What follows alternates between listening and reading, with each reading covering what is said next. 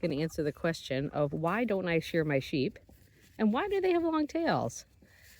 Most sheep that you see need to be sheared. They're wool sheep.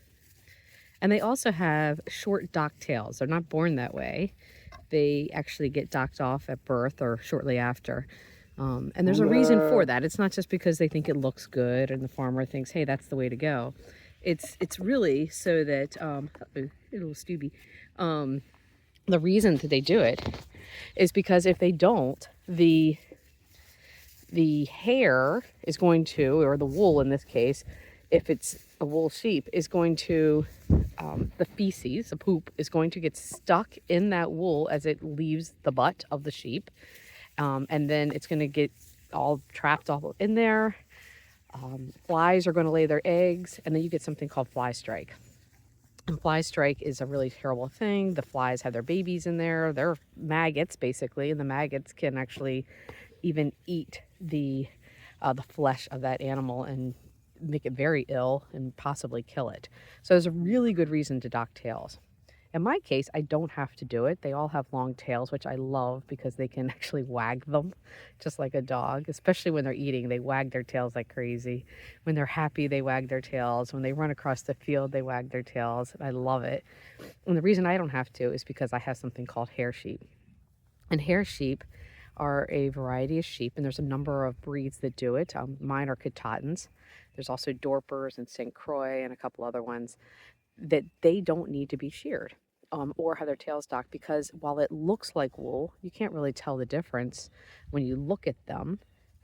Under a microscope, it's got kind of flat lines versus kind of Velcro lines, and so it doesn't hold in the feces that leave the sheep.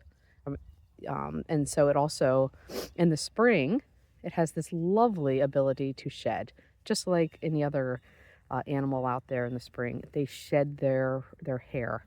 And so you'll see these little tufts and piles of what looks like wool, which can be alarming at times because you look out there and you think a dead sheep is out there, but it's really just their shed coats laying out in the grass. And so I don't actually have to shear them. So in the summertime, they almost look like goats. They have this nice slick coat. And it's one of the things that we actually look for when we decide who to breed and who not to breed is if they don't shed their coats, we want to, or their wool or hair, whichever way you want to look at it, then that's not one we want to breed. So, so that's why I don't have to cut their tails. It's one less thing I have to do. And shearing is definitely something that I don't have to do. And some people have asked, well, then you don't get the benefit of the wool. And that's true, right? And for people who are looking for that wool, this is not the breed for them. But for the most part, if you're paying somebody to shear your sheep, it could cost you I don't know how much it costs, honestly, I've never had to do it, but I think about $10 each sheep to shear them. And if you're doing it yourself, it's back-breaking work, so it takes time and effort and wear and tear on your body.